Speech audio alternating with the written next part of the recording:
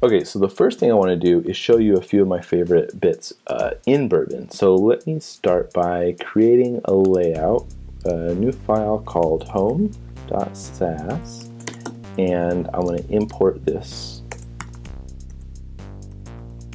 Import home, and now home should be imported. Get rid of these other guys. Okay, and then in my markup here, I create a few objects, boxes, and div class box.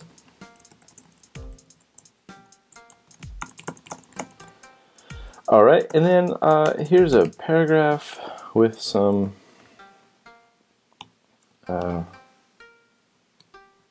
where is it? Okay, here we are.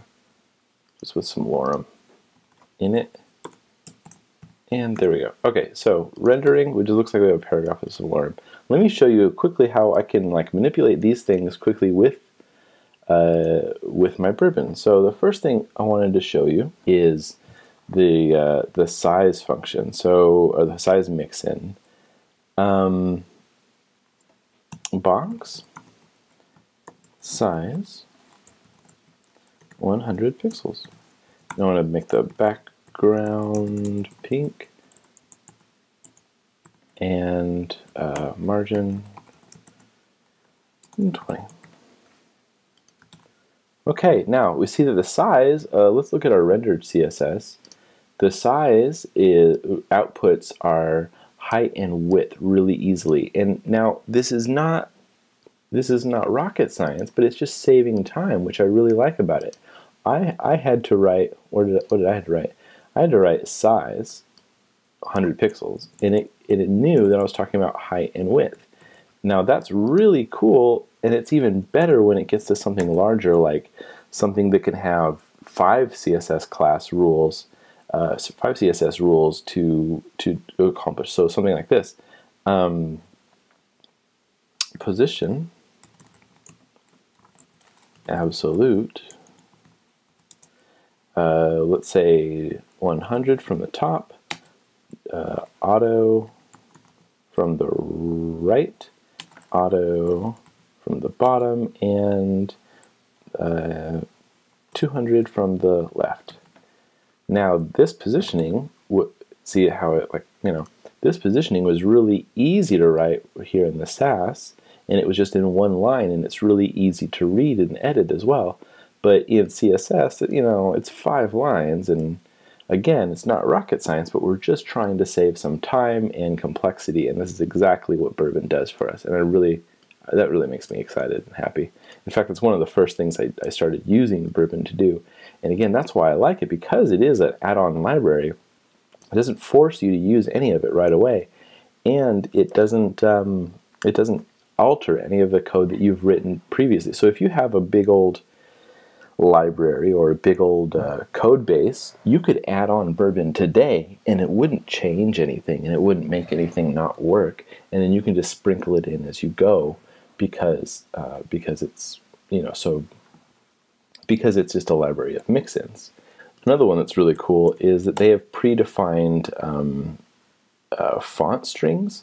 So if I go to that paragraph and I say font family, where's the Y? Font family $Helvetica. I could see that they've changed all to Helvetica right here, but it's not just Helvetica.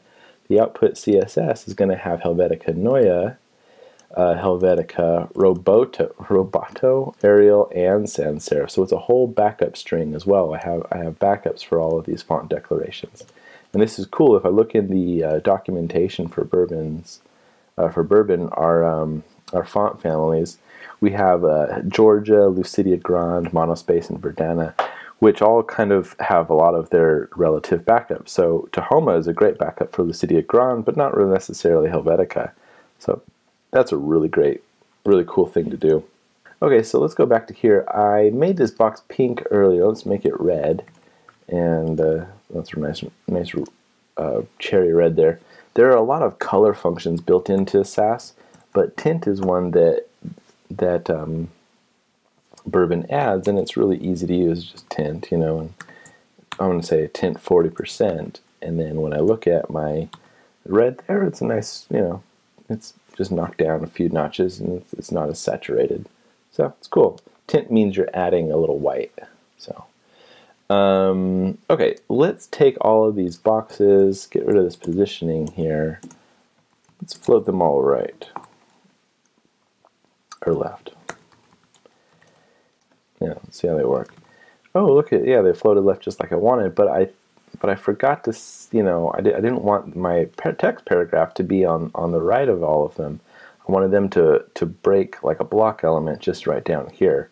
So I need to have some type of clear fix built in there, and I can go into the parent right here, boxes, and throw a clear fix on that element. That will help that paragraph break down. So boxes plus clear fix. Done. And thank you Bourbon. Really nice, really nice. Okay, there are a few other things. I'm not going to type them out, but I'll show you an example. I mean, there's tons and tons of awesome things, but here are like some of like the wilder ones. Timing functions. So we know that CSS has Bezier timing, you know, easing built right into it. But here are like predefined Bezier timing sequences. So ease in, out, back. Watch as I hover over these. Watch this blue guy jump around.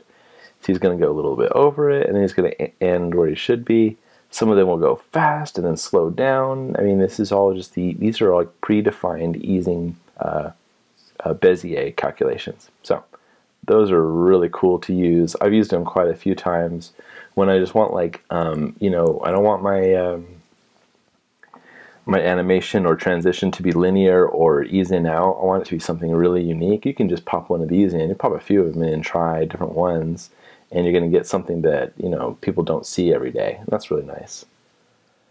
And another one, you can easily change your pixel calculations over to M's, which is pretty cool. I like that. And you can even set the baseline within the function that the M is calculated based on. So that's pretty cool.